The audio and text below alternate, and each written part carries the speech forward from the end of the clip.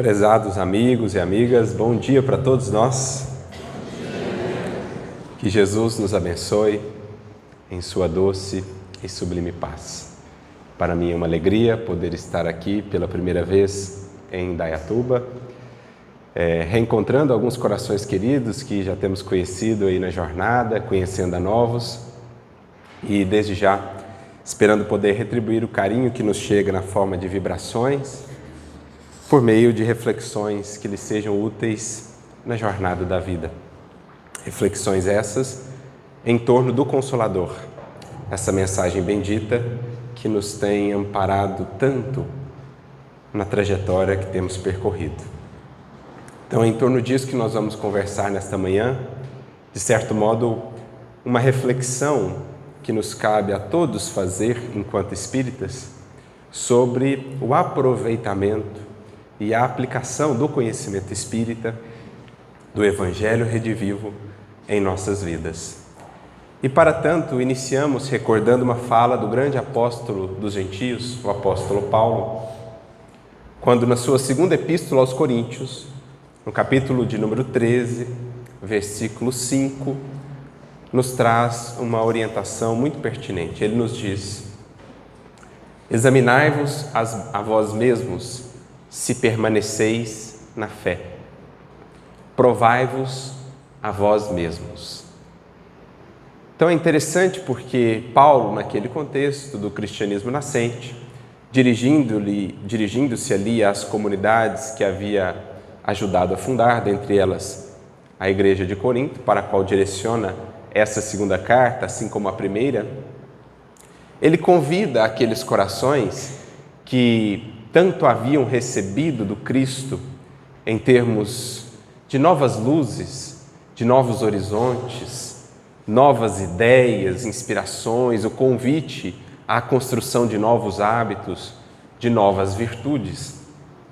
Ele convida aqueles corações para que frequentemente, periodicamente, se submetessem a esse autoexame quanto ao aproveitamento daqueles recursos imensos que haviam sido recebidos, como a frisar para aqueles corações, bem como para nós, os discípulos de todos os tempos, que de nada nos adiantará simplesmente, de maneira formal, nos colocarmos como seguidores de Jesus.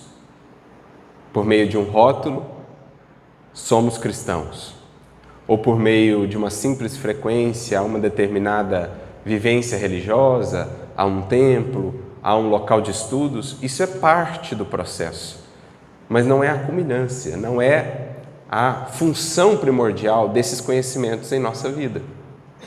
A função primordial é, de fato, transformarmos-nos, ou transformar-nos esse conhecimento. E aí fica para nós a reflexão que deve ser frequente em nossa vida. O quanto, de fato, estamos nos transformando a partir daquilo que temos recebido. O quanto a minha vida modificou-se em termos das escolhas, da maneira de pensar, dos hábitos cultivados, do quanto conheço mais a mim mesmo, as minhas emoções, o meu sentimento, a minha maneira de pensar. Em outras palavras, qual tem sido verdadeiramente o impacto, naquele caso, do Evangelho naquelas vidas e, em nosso caso, do Evangelho e do Espiritismo. Qual tem sido verdadeiramente o impacto de tudo isso que temos recebido, que temos conhecido em nossas vidas? Porque, em não meditando nesses termos, corremos o risco, e são muitos os espíritos espíritas que voltam para nos alertar quanto a isso, corremos o risco de passarmos uma existência inteira tocados, visitados pelo conhecimento espírita, chegando, no entanto, no mundo espiritual em condições as mais complicadas, porque estivemos dentro do Espiritismo, mas o Espiritismo não encontrou ainda espaço dentro de nós. Frequentamos a casa espírita, mas não convertemos o nosso mundo interior no verdadeiro templo espírita. Havíamos ouvido falar e muitas vezes falamos das palavras de Jesus. No entanto, não havíamos ainda conseguido torná-las vivas em nossa própria existência. Então, Paulo convidava aqueles corações a fazerem esse exame. Isso nos remete a uma mensagem muito interessante do espírito André Luiz, logo no capítulo 1 do livro Opinião Espírita. E o título é muito similar aqui ao que Paulo propõe. O título é Examinemos a Nós Mesmos. E basicamente André Luiz vai se dirigir a nós espíritas, convidando-nos a fazer aquilo que Paulo orientou há 2000 anos. Ele diz, iniciando a sua mensagem, é dever de todo espírita cristão aperfeiçoar-se sempre. Estar sempre comprometido com o seu processo de aperfeiçoamento. Ele chega até, para fins didáticos, a estabelecer ali uma faixa de análise, um tempo, um período de análise. Ele coloca ali uma margem de 3 anos.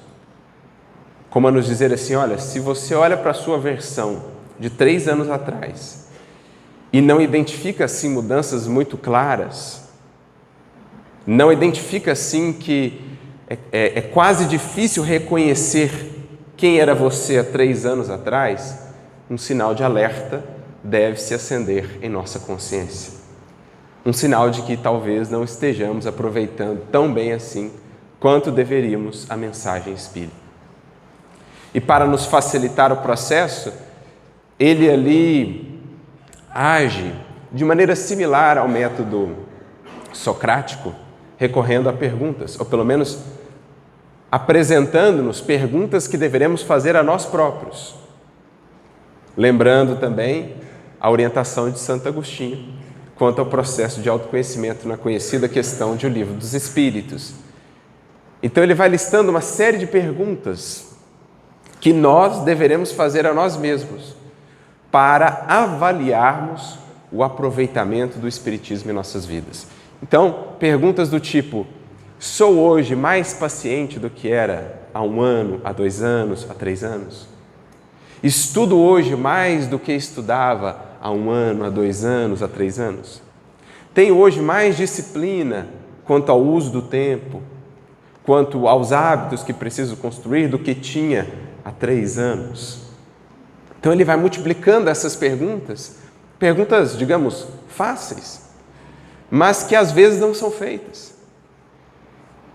E justamente por não pararmos para refletir quanto a isso, vamos levando as coisas, meio que arrastando, na expressão popular, né, com a barriga, vamos levando a vida como dá, esperando que depois, ao desencarnarmos, encontremos algo que efetivamente, quando olhamos para a vida, não fizemos por merecer, ou não construímos de fato. Vamos apostando, digamos assim, que as coisas serão assim ou assado, que estaremos bem do lado de lá, quando, em vida, não paramos efetivamente para analisar o teor das nossas edificações. Aqui não falamos de edificações do mundo, falamos de edificações em nós. Recordando sempre, como o Espiritismo nos ensina tão claramente, que nós somos a principal obra a ser feita. A principal obra que o Cristo espera de nós não é o centro espírita, não é o trabalho assistencial, não é isso, não é aquilo, não é aquilo outro. A principal obra com a qual o Cristo conta é uma vida convertida numa obra-prima do Evangelho. Uma vida que se transforma numa obra de arte, porque na criação divina, o belo e o bom sempre caminham em conjunto. Então, uma vida que cultua o bom, o bem, será uma vida bela. Converter-se-á esse espírito numa obra de arte do Cristo para o mundo. De certo modo, é o que vemos quando olhamos para essas grandes vidas que nos inspiraram para nos determos aqui à seara espírita, quando olhamos para um Chico Xavier, quando olhamos para um Eurípides Barçanufo, não nos encanta apenas o bem que dessas vidas verte, há algo de belo, de sublime nessas vidas.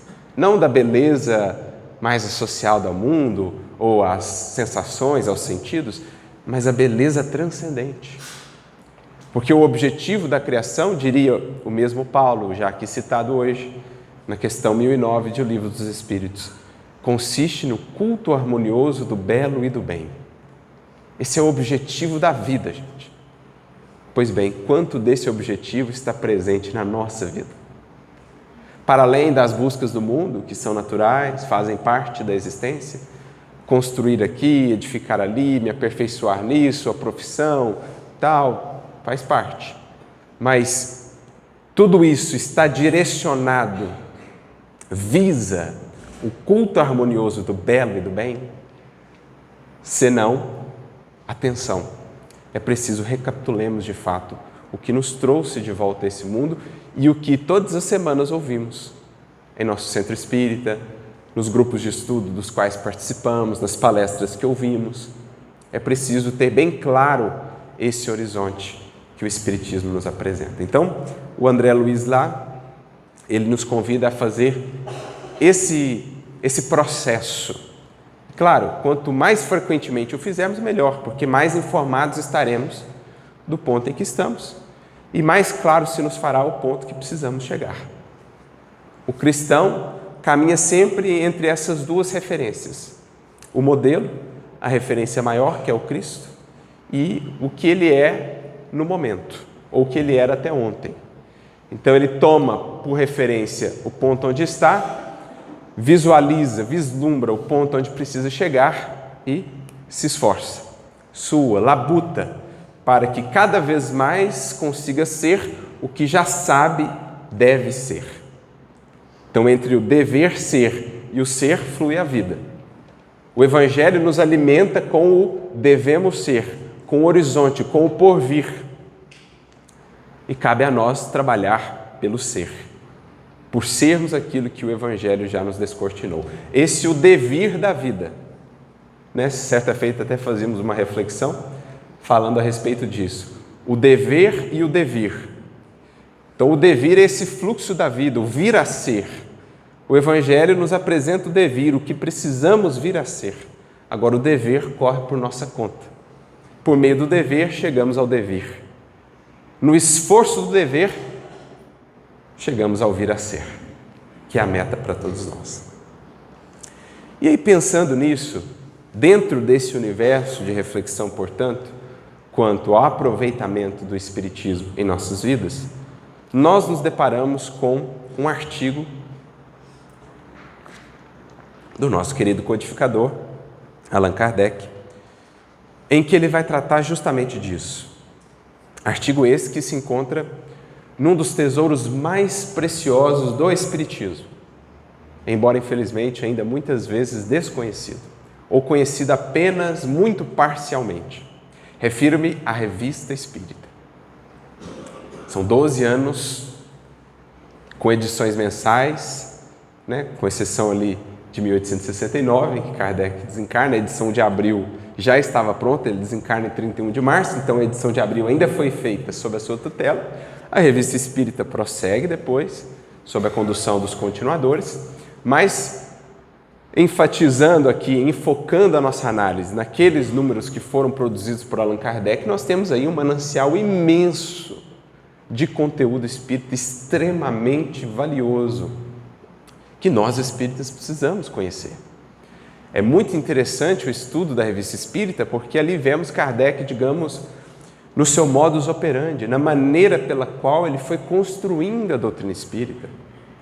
Quantos e quantos artigos ali não aparecem primeiro para depois surgirem nas obras básicas, na sua versão, digamos, consolidada.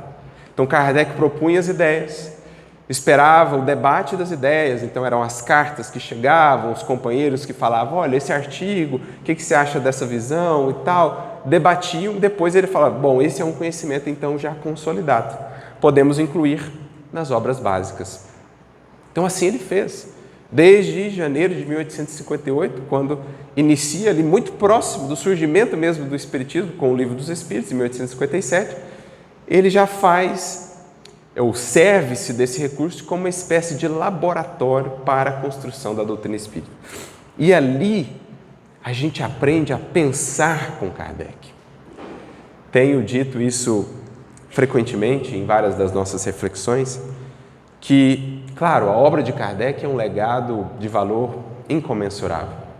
No entanto, talvez tão importante quanto, ou até mais, do que as obras em si, é o modo de pensar de Kardec.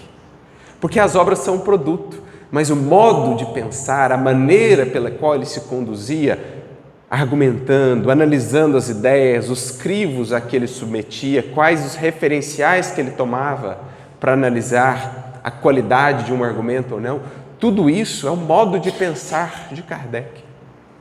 E esse é um legado imprescindível para nós, especialmente quando vamos lidar com as coisas referentes ao mundo espiritual, gente, porque se nós não tivermos o critério que Kardec nos apresentou, especialmente o bom senso, assim ele foi definido, por um de seus principais continuadores, Camille Flammarion, o bom senso encarnado.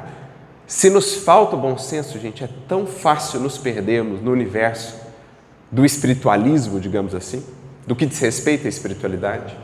É tão fácil incorrermos ou abraçarmos fantasias, ilusões, devaneios, quando nos falta esse modo de pensar e de construir o conhecimento, essa epistemologia, digamos assim, de Allan Kardec.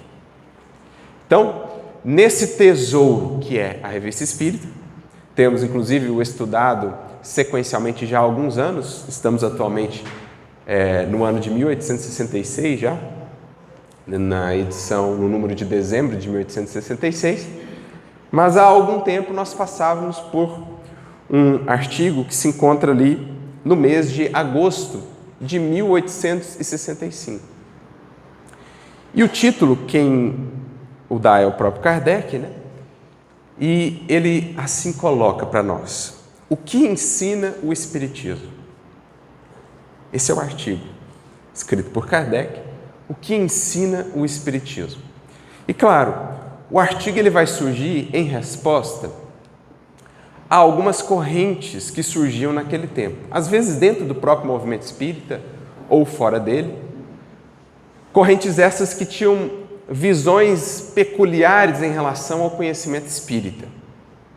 Então, uma dessas correntes, diz Kardec, porque ele faz aqui uma contextualização, digamos assim, mas basicamente, qual que vai ser o objetivo do artigo?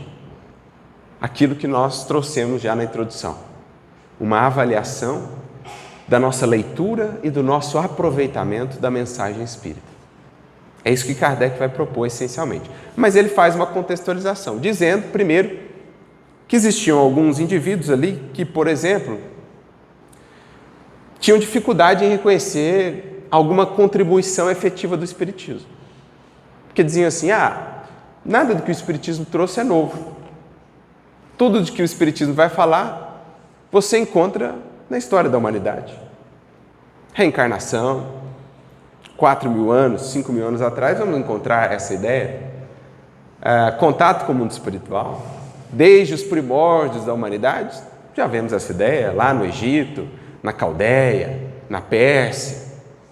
Corpo espiritual, o próprio apóstolo Paulo fala de corpo espiritual na sua primeira carta aos Coríntios. Ele textualmente fala-nos desse corpo espiritual, capítulo 15 da sua carta aos Coríntios, ou em outros momentos também da sua primeira carta.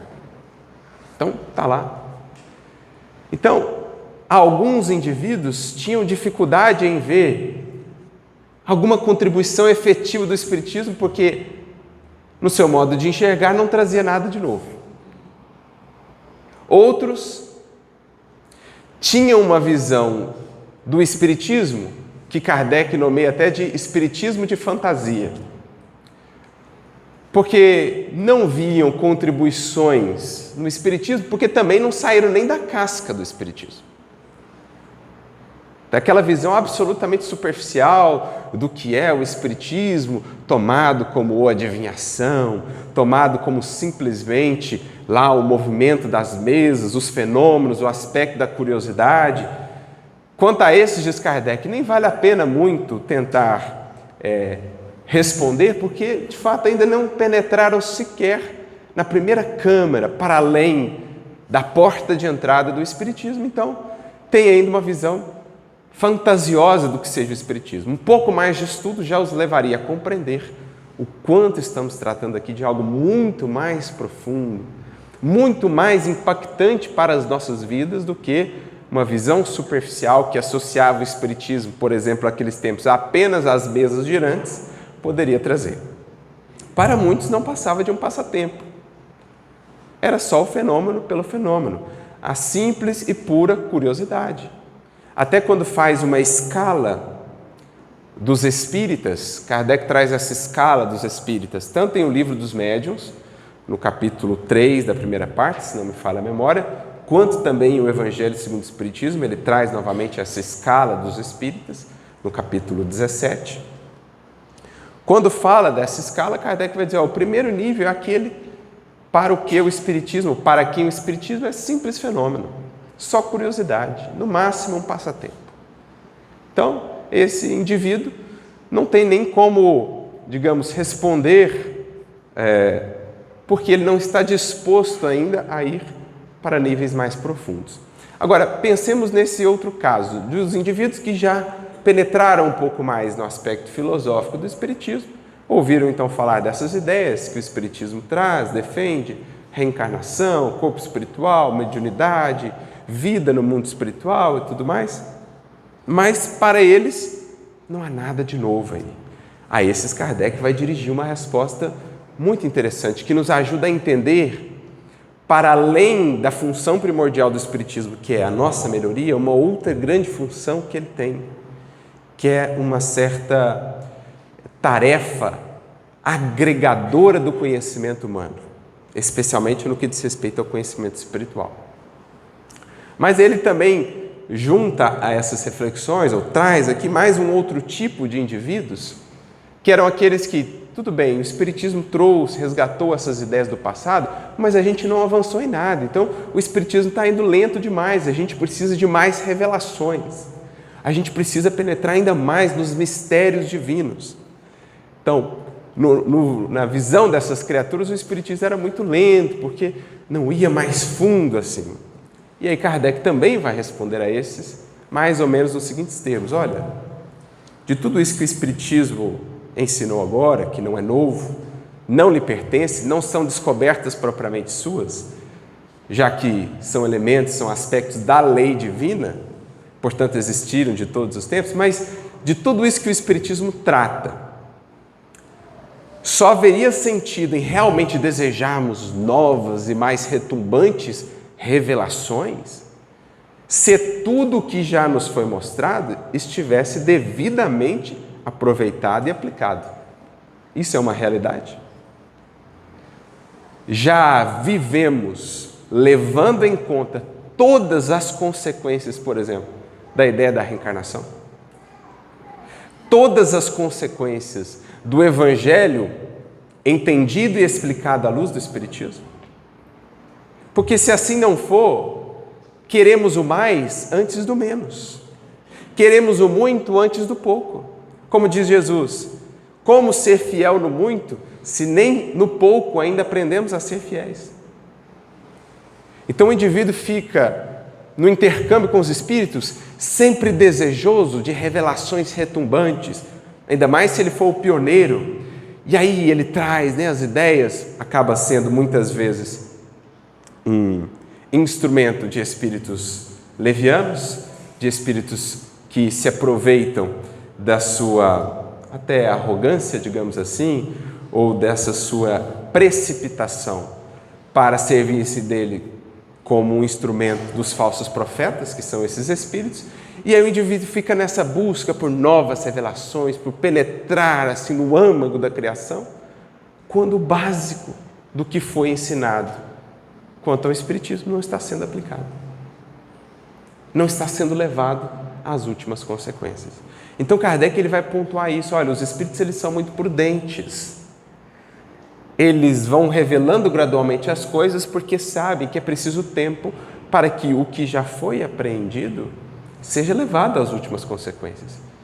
Reconhecem eles que, sem nos gabaritarmos diante daquilo que já foi aprendido, não estaremos preparados para outras dimensões do conhecimento acerca de Deus e da sua criação, que pediriam bases mais sólidas. Então o Espiritismo diz-nos que não existirão mistérios eternos no seio da criação, mas também não nos diz que de um salto estaremos aptos a tudo conhecer. Então, quanto à essência divina, por exemplo, Kardec e os Espíritos serão claros. Podemos, por ora, tangenciar alguns aspectos da natureza de Deus, mas não poderemos penetrá-la em sua inteireza, porque faltam-nos até recursos, faculdades. Com relação ao princípio das coisas, por exemplo, como Deus criou os espíritos, nem os espíritos que auxiliaram Kardec, espíritos elevados, se aventuraram a dizer como é o princípio das coisas. E aí passa algum tempo, você vê aí um médium, um espírito aventurando-se a dizer, olha, Deus cria assim, assim, assado. Então, veja como Kardec adota aqui uma postura de lucidez, de bom senso. O Espiritismo vai seguindo o seu ritmo. Os espíritos vão dando tempo para as devidas aplicações. Agora, é perigoso para nós, é leviano de nossa parte, é um reflexo de imaturidade ou de precipitação, ansiarmos por novos e novos e novos e novos conhecimentos, inovadores, inovações, digamos assim, quando o que já foi recebido ainda não foi devidamente aplicado e levado às últimas consequências. Em relação àqueles que diziam que o Espiritismo nada de novo traz, Kardec diz, de fato, isso é uma verdade. E o Espiritismo não vê isso como um problema, porque alguns tentavam depreciar o Espiritismo, diminuir o seu valor justamente por isso, mostrando que o que ele trata, aquilo que ele trata, já estava lá atrás na história da humanidade. Kardec diz, pelo contrário, nós queremos identificar mais e mais dessas referências, desses pontos de contato entre o que hoje o Espiritismo ensina e aquilo que foi apresentado em outros tempos, porque isso é uma prova em auxílio ao Espiritismo. Já que o Espiritismo deixa bem claro, aquilo de que ele trata diz respeito a leis eternas, portanto, muito antes dele surgir, as leis já eram as mesmas. Ele apenas fez o quê? Torná-las mais compreensíveis. O que fez o Espiritismo? Juntar os elementos esparsos em várias tradições espirituais, em vários momentos da história e do pensamento humano. Conectar as coisas. A reencarnação, trabalhada de maneira desvinculada do Evangelho, por exemplo, ou do perispírito, da vida no mundo espiritual, esses elementos que sim, já estavam presentes na antiguidade da humanidade, o Espiritismo agora os concatena.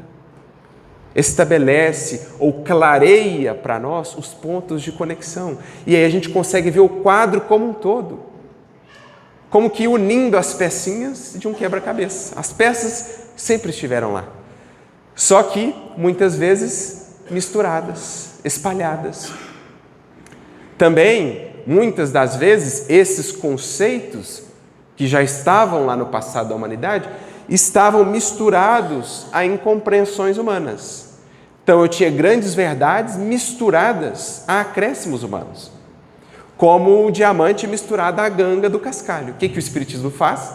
Remove o que é humano, o que é incompreensão humana, o que é o cascalho, e entrega-nos o diamante.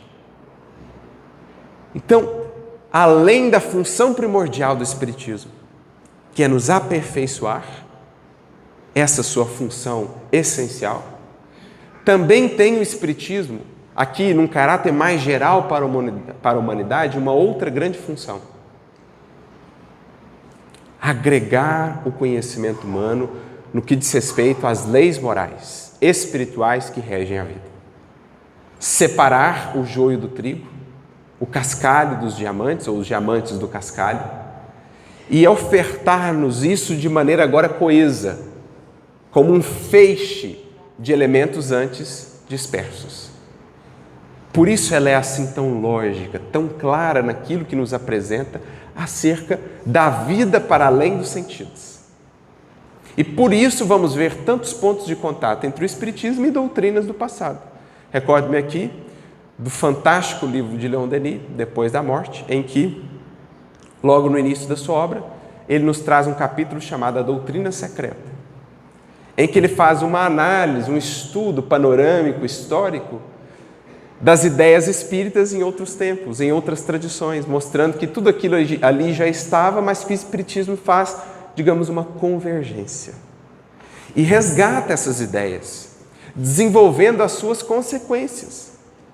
Porque sim, já havia se ouvido falar de reencarnação, mas nenhuma doutrina levou a reencarnação a tais consequências como o Espiritismo. Nenhuma desdobrou as consequências da ideia de reencarnação como o Espiritismo. Então ele revive a ideia, ele traz mais luz, ele desdobra as consequências para que não seja mais uma ideia simplesmente da qual ouvimos falar, mas agora uma ideia que impacta a nossa vida, que é efetivamente aproveitada. Por isso Kardec vai dizer assim: o Espiritismo, se projeta uma imensa luz para o futuro, também projeta uma imensa luz para o passado. Eu acho essa frase de Kardec fantástica, porque o Espiritismo, em nos explicando a criação como um todo, ele faz-nos ver mais ou menos para onde a humanidade está caminhando. Tanto é assim que estamos vivendo agora. A ciência material, por exemplo, a ciência dos homens, a ciência no mundo, alcançando gradualmente perspectivas que o Espiritismo já havia aberto há alguns decênios ou séculos. Recentemente, nós tivemos aí um artigo que perpassou a maioria dos noticiários, dos periódicos, dos canais de notícia, de uma pesquisa feita por companheiros da faculdade da USP, da psiquiatria da USP em São Paulo, da Universidade Federal de Juiz de Fora, pesquisas com médiuns em que eles puderam identificar variantes genéticas associadas à mediunidade, ou seja, evidências iniciais de que a mediunidade bem definida pode estar associada a características genéticas, porque identificaram variantes genéticas em médiuns e não identificaram essas variantes, esses genes ativos ali, funcionais, em parentes muito próximos. O que é um indicativo, feitos todos os testes de estatística, todas as análises, é um indicativo de que pode existir uma correlação. E o Espiritismo nos fala disso desde o Livro dos Médiuns. Kardec trata o conceito de mediunidade lato sensu, quando diz: todos somos médiuns, porque todos sofremos a influência dos espíritos. Beleza, esse é o sentido amplo de mediunidade. Mas no mesmo parágrafo ele fala: no entanto, geralmente damos esse nome de médiuns àqueles em que ou nos quais a faculdade é bem definida, conhecida por determinadas características e tal. Nesses casos, diz também Kardec no Livro dos Médiuns, a faculdade se radica no organismo, fazendo amarração, portanto, entre a faculdade mediúnica bem expressa e a configuração orgânica, fisiológica, genética do indivíduo. Então, cedo ou tarde chegaremos a isso. O Espiritismo já nos havia falado, a ciência agora está chegando. Então, o Espiritismo projeta luz sobre o futuro. Como quando André Luiz falou 50, 60 anos atrás da glândula pineal, aqueles tempos, ela para a ciência era quase que um vestígio do passado, assim, não tinha muita funcionalidade. Os estudos foram avançando e hoje se reconhece a importância dessa glândula, que, diz André Luiz, tem também um vínculo muito profundo com a mediunidade. Então, isso é projetar a luz sobre o futuro. O Espiritismo, ele descortina os horizontes para onde a humanidade vai caminhar. Porque a ciência material, como a ciência espírita, são duas alavancas do conhecimento humano, dois rios que desaguarão no mesmo mar e que cedo ou tarde haverão de se fundir. Só o objeto de estudo é distinto, no entanto, há os elementos de interconexão, há convergência, e é o que nós estamos vendo. Mas também o Espiritismo projeta luz sobre o passado. Como é fantástico, gente, estudar, por exemplo, o Evangelho à luz do Espiritismo. Porque uma série de falas do Cristo, antes dificílimas, ou até quase que impossível de entendê-las, como que aquilo se nos abre para um horizonte de reflexão graças ao que o Espiritismo nos trouxe. Como é fantástico, por exemplo, poder ler alguns dos grandes clássicos da humanidade e, com o auxílio do Espiritismo, filtrar ali o que eram grandes verdades, que ali já estavam, e o que eram elementos humanos do indivíduo que, embora respeitável na história, também tinha certas limitações na sua abordagem. Então, você pega um livro de Dante Alighieri, por exemplo, Divina Comédia, você vê ali a experiência dele no mundo espiritual, você vê o que é um reflexo dele, Dante, o que é, de fato, uma verdade da vida. Você pega Platão, lê o Banquete, lê algumas das obras de Platão, você consegue ver o que é parte realmente das grandes verdades, das leis divinas, o que eram elementos humanos que seriam renovados com o tempo. Então é fantástico poder estudar qualquer fonte de conhecimento à luz do Espiritismo, porque ele nos mune de ferramentas, de chaves de entendimento, de percepções que nos permitem extrair sempre o diamante, extrair sempre o ouro de cada fonte de conhecimento, deixando de lado aquilo que eram elementos destinados à renovação. Então aqui Kardec apresenta a grande função ou as grandes funções do Espiritismo: renovar-nos moralmente, mas também ajudar-nos a ter uma leitura mais coesa da vida, das fontes de conhecimento do passado, bem como aquilo que nos espera no porvir, para onde nós estamos caminhando. Então, em determinado momento do artigo, ele vai dizer assim: é verdade que o Espiritismo nada inventou, porque somente as verdades, ele até serve-se aqui de um pleonasmo como uma certa função, né? Ele diz, somente as verdades verdadeiras são eternas, porque existem verdades que são tomadas como verdades em algum tempo, em algum contexto, mas efetivamente não são. Agora, somente as verdades verdadeiras são eternas e por isso mesmo devem ter germinado em todas as épocas. No entanto, o que o Espiritismo fez além de resgatar essas ideias? Qual que é efetivamente a contribuição dele? Aí entra Kardec. Mas não é alguma coisa havê-las tirado, se não do nada, ao menos do esquecimento? Muitas dessas ideias estavam lá em segundo plano, esquecidas. Não se tirava delas as consequências imensas. O Espiritismo traz de volta e as coloca sob o holofote. Vamos analisar isso aqui, porque o impacto disso aqui para a humanidade é gigantesco. De um germe ter feito uma planta vivaz. Então o Espiritismo pega as sementes, rega, aduba e faz delas plantas, árvores dadivosas para a humanidade, para cada espírito que toma contato com esse conhecimento. De uma ideia individual perdida na noite dos tempos ou abafada sob os preconceitos, ter feito uma crença geral.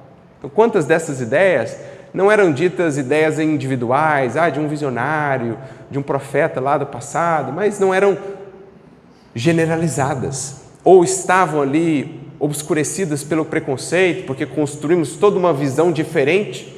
Por exemplo, a ideia da reencarnação no contexto do cristianismo, embora tenha existido alguns indivíduos que aventaram essa hipótese, como a gente construiu uma visão completamente diferente no cristianismo acerca da salvação, a reencarnação ficava em último lugar, porque não convinha, porque ela não se encaixava com a visão que nós construímos em torno da mensagem do Cristo. Vem o Espiritismo e fala, não, na verdade ela é absolutamente essencial para a gente entender Jesus.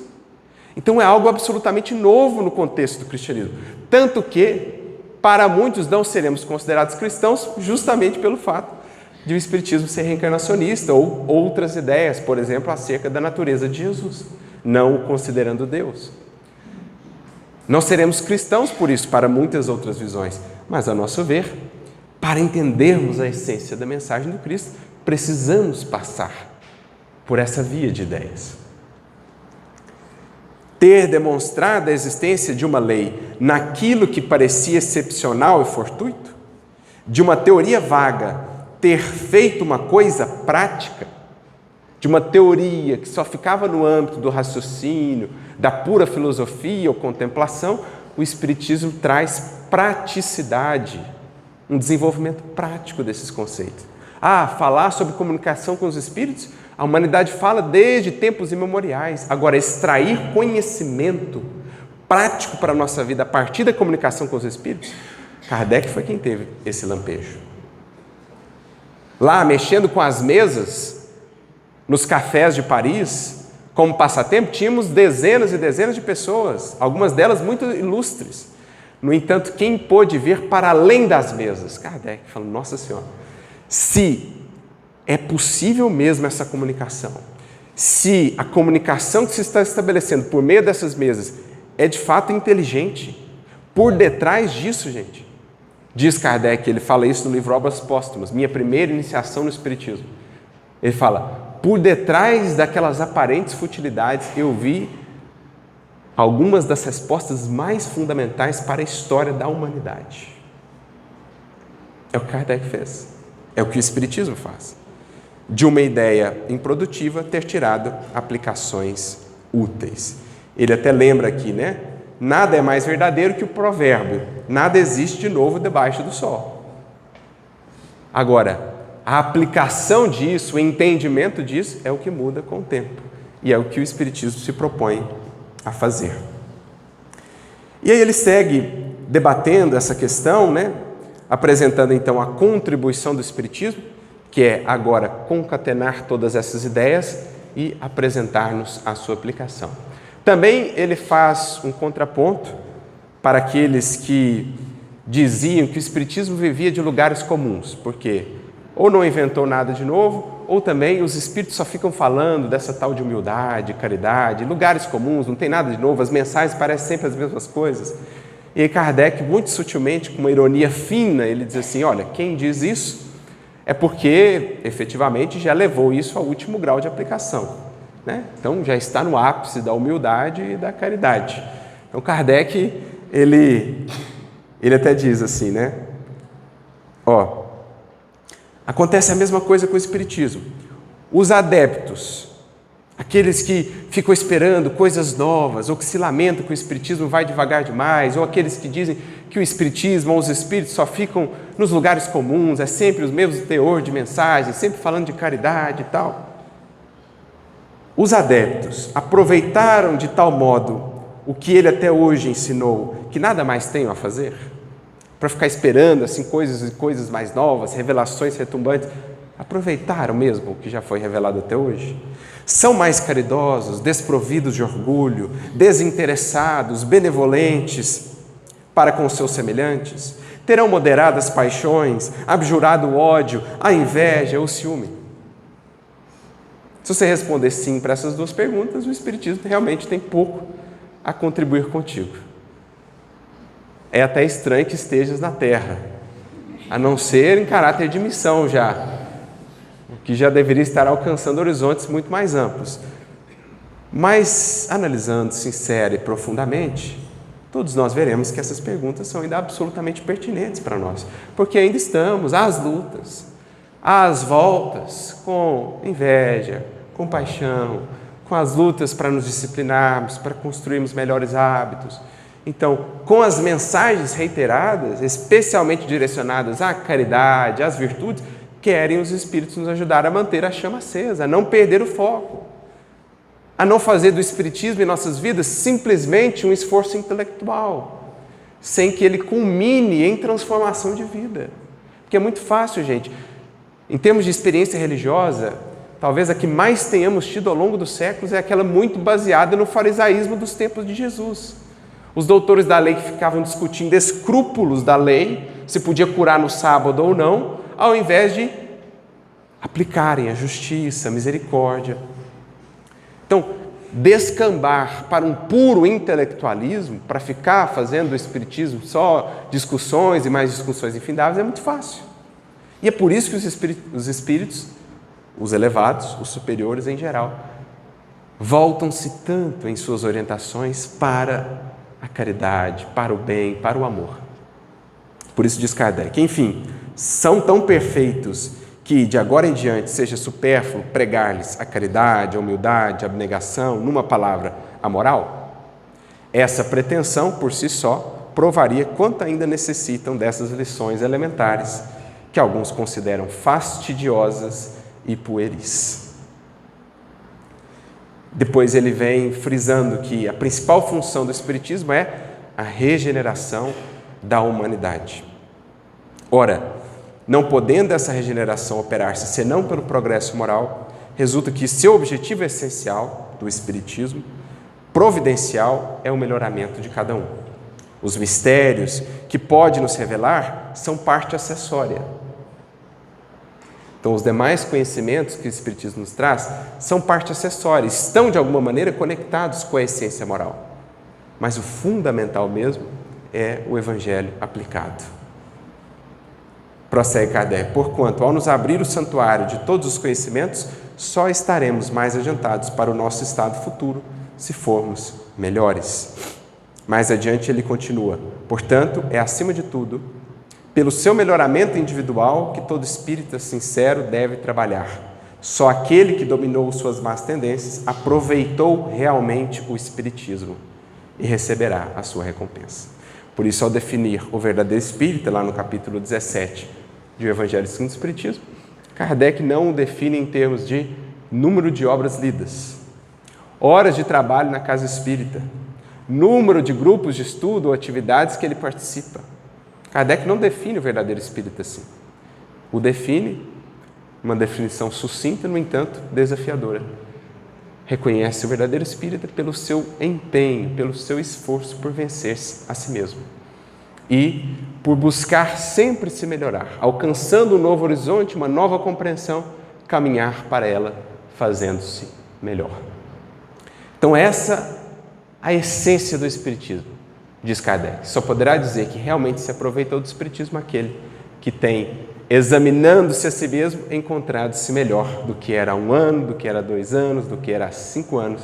E quanto mais difícil for nos reconhecer naquilo que éramos 5, 10 anos atrás, melhor. Né? Nossa, mas que visão que eu tinha de mundo, né? Nossa, esse era o Arthur de ontem, esse era o Arthur de 5 anos atrás. Quanto mais difícil for identificar, melhor, porque é um sinal de que realmente estamos nos fazendo novas criaturas, como diria Paulo.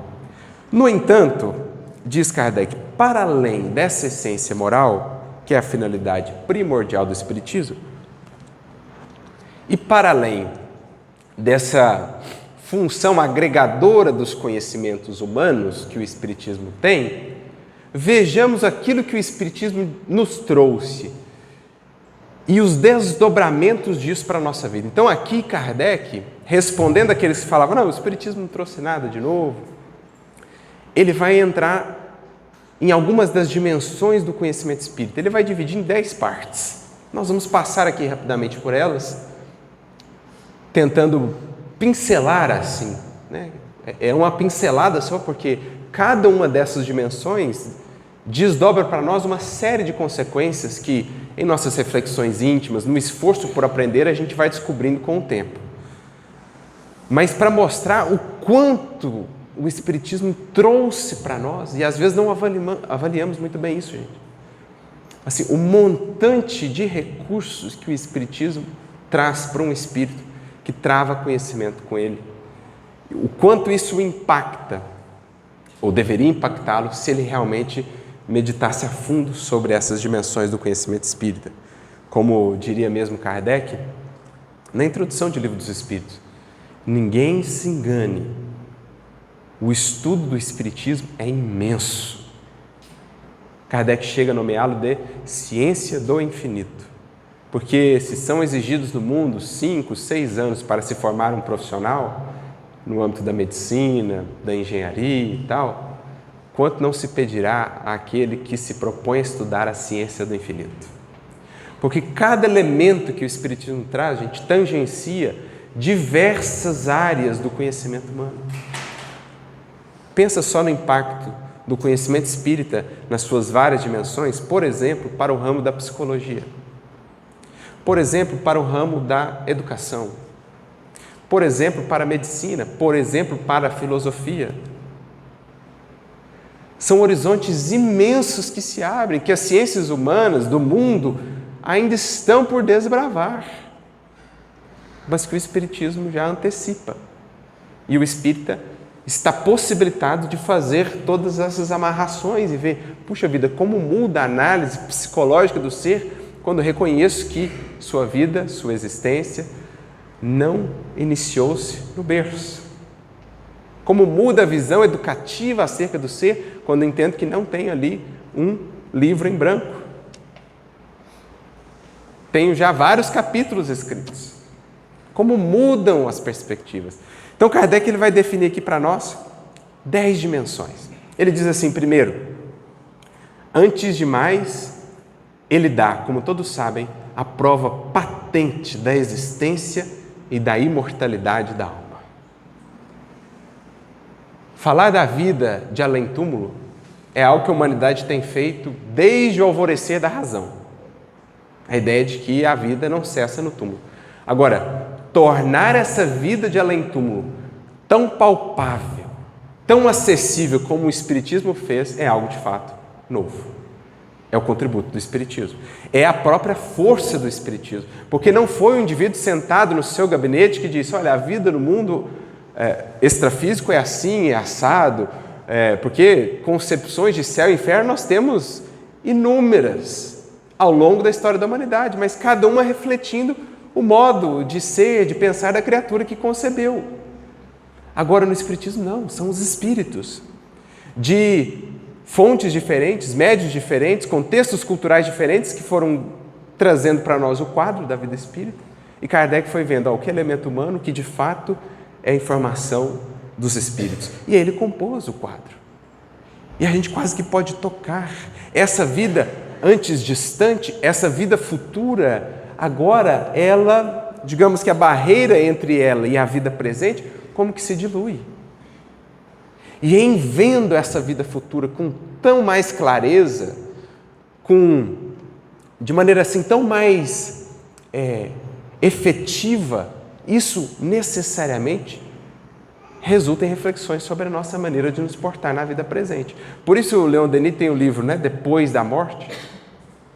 E eu sempre fiquei pensando muito no título dessa obra, porque era até uma obra assim, meio difícil de presentear alguém com ela, dependendo do contexto, porque a pessoa pode pensar que você já está antecipando alguma coisa, Então a pessoa está passando por uma dificuldade, uma enfermidade, você dá o livro Depois da Morte, a pessoa pode pensar que você já está... Mas por que depois da morte? Porque quanto mais clara for a sua visão do depois da morte, mais isso impacta no antes da morte. Porque você não vê solução de continuidade, você vê que depois da morte temos apenas a continuidade do antes da morte. Só isso. Que lá encontramos, senão, o reflexo exato do que fizemos antes da morte. Então olha o impacto disso.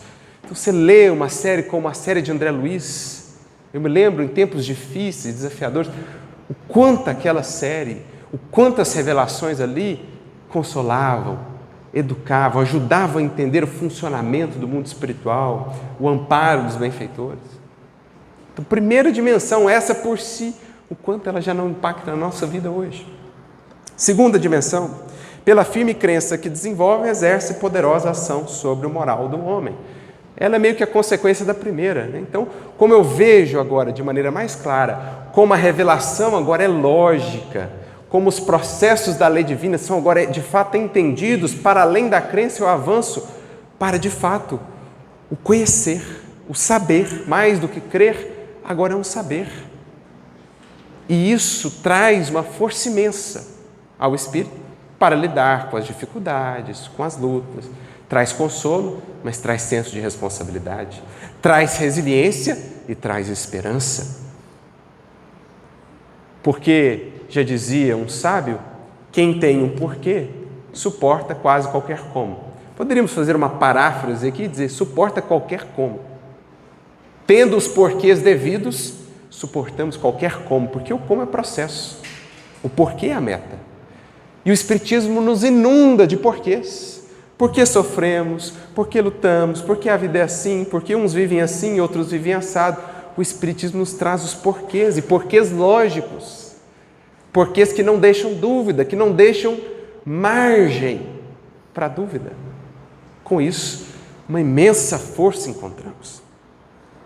Terceiro item, retifica todas as ideias falsas que se tivessem sobre o futuro da alma, sobre céu, inferno, penas, recompensas, demônios, anjos, o Espiritismo vai renovar o nosso entendimento dessa vida além. Como assim? Seres eternamente votados ao mal, cuja única função na criação é perder os outros, levando-os a sofrimento para a eternidade? Qual a lógica disso ante a visão de um Deus misericordioso, infinitamente justo e bom? Por outro lado, seres criados à parte que já foram consagrados por Deus desde o ato da criação à suprema felicidade, quando nós outros temos que lutar por essa mesma felicidade? Os anjos. Qual o sentido disso? Qual a justiça disso? Penas eternas? Como assim? Por causa de faltas limitadas no tempo, uma eternidade de sofrimento. Como facear isso ante os atributos de Deus que o Cristo nos trouxe, que o Espiritismo nos resgata? Então retifica a visão desses conceitos há muito cristalizados, gente, que compuseram a visão cristã construída ao longo de séculos. O Espiritismo vai renovar profundamente toda a construção em torno da mensagem de Jesus. Céu e inferno, agora estados de espírito, condições que vão mudando no tempo, anjos e demônios, espíritos como nós, alguns mais adiantados, os anjos, outros ainda mais atrasados, os ditos demônios. Dá a conhecer o que se passa no momento da morte. Esse fenômeno, até hoje insondável, não mais tem mistérios. As menores particularidades dessa passagem temível são hoje conhecidas. Ou seja, o Espiritismo, entre aspas, mata a morte, porque nos revela essa esfinge que há muito atemorizava a humanidade. Agora o Espiritismo torna claro, explicando o que é o processo da desencarnação, como ele varia a depender da vida que nós vivemos. Pela lei da pluralidade das existências, abre um novo campo à filosofia, um imenso campo à filosofia à luz da reencarnação. De onde vêm ideias inatas? De onde vêm habilidades que se manifestam tão cedo numa existência? De onde vêm as doenças congênitas? Por quê? Se Deus é justo, alguns escolhidos desde a mais tenra idade a passar por isso ou por aquilo outro, horizontes imensos. Pela teoria dos fluidos perispirituais, torna conhecido o mecanismo das sensações e das percepções da alma. Por que junto dessa pessoa eu sinto uma atmosfera assim tão mais amena, agradável? Junto daquela outra pessoa eu sinto uma coisa meio sufocante? Por que a sintonia, a afinidade para com essas pessoas e não para com aquelas? Por que num determinado ambiente eu sinto assim, num outro eu sinto de outra maneira? Fluidos espirituais. Psicosfera espiritual, atmosfera espiritual, como diria Kardec. Algo que impacta tanto na nossa vida, na nossa saúde, já que o nosso perispírito é também feito desses fluidos. E entramos em sintonia com fluidos benéficos ou maléficos, a depender de como nos portamos, dos sentimentos que cultivamos que impactam o nosso fluido perispiritual e a sintonia que estabelecemos. Provando as relações existentes entre o mundo corporal e espiritual, mostra no mundo espiritual uma das forças ativas da natureza. Então, os espíritos como agentes sempre presentes na vida. Quantos elementos em vão busca se explicar, quantos acontecimentos em vão busca se explicar apenas com as forças ditas da natureza, forças de ordem material. Quantos acontecimentos não encontrarão sua explicação no mundo espiritual e na sua solidariedade com o mundo físico. Revelando o fato das obsessões, faz conhecer a causa até aqui desconhecida de numerosas aflições. As obsessões que, no dizer de Emmanuel, também de Kardec, constituem ainda na humanidade terrestre, dada a sua imperfeição, algo pandêmico. Uma pandemia, uma epidemia, porque espíritos encarnados, inconscientes da realidade espiritual, vivendo ao gosto de suas paixões, são presas fáceis de processos obsessivos. Quantas enfermidades físicas não serão produto de obsessões?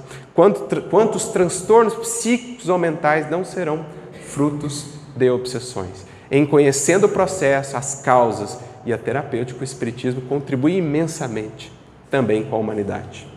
9º item, penúltimo, dando-nos a conhecer as verdadeiras condições da prece e do seu modo de ação, o Espiritismo traz-nos um entendimento desse que é um dos mais valiosos e preciosos recursos a nós concedido, a prece. Recurso esse que, dizem os Espíritos, será sempre atendido desde que exista sinceridade, atendido nos termos da nossa necessidade, não do nosso querer. Agora, diz Kardec, tem uma prece com 100% de eficácia. Essa será sempre atendida, diz ele, o Evangelho segundo o Espiritismo, aquela em que o indivíduo pede coragem, força, resiliência para vencer as suas lutas. A prece, portanto, um recurso de imenso valor, que o Espiritismo explica ainda melhor o seu funcionamento, bem como o alcance que pode ter. E, por último, fala ainda Kardec da magnetização espiritual, dessa força, desse elemento do magnetismo animal, magnetismo espiritual, que o Espiritismo vai nos explicar e que estará envolvido aí, por exemplo, com os passes, com os fenômenos de cura e com outros tantos recursos que a espiritualidade utilizará, mobilizará a nosso favor e que nós também poderemos mobilizar a favor de nossos semelhantes. Então Kardec aqui ele traz 10 dimensões do conhecimento espírita, das suas contribuições para a humanidade, mas em cada uma dessas contribuições, poderíamos dizer, em cada um desses ramos, pensemos numa árvore cujo tronco se divide em vários ramos. E cada um desses ramos, se a ele nos dedicarmos, chegaremos a outros tantos ramos que nascem do ramo principal. Desdobramentos, consequências imensas para a nossa vida, para o bem-estar, para a nossa saúde, para a construção de uma vida melhor, mais plena, desde já e, em especial, no amanhã, quando despojados estivermos desses corpos. A pergunta que nos fica é: quantos corações lá fora têm a possibilidade de caminhar amparados por esses conhecimentos? Quantos corações lá fora, diante da dor, da dificuldade, da luta, da enfermidade, estão informados dessas realidades? Alguém poderia pensar, então, somos privilegiados? Eu não diria bem isso, meus amigos. Eu diria que temos aqui uma imensa responsabilidade depositada em nossos ombros. E por isso a importância. Examina o que tens feito da sua vida a partir do que o Espiritismo te deu. Porque a espiritualidade espera sejamos nós o livro vivo, onde as pessoas possam ler, possam ouvir falar do Consolador.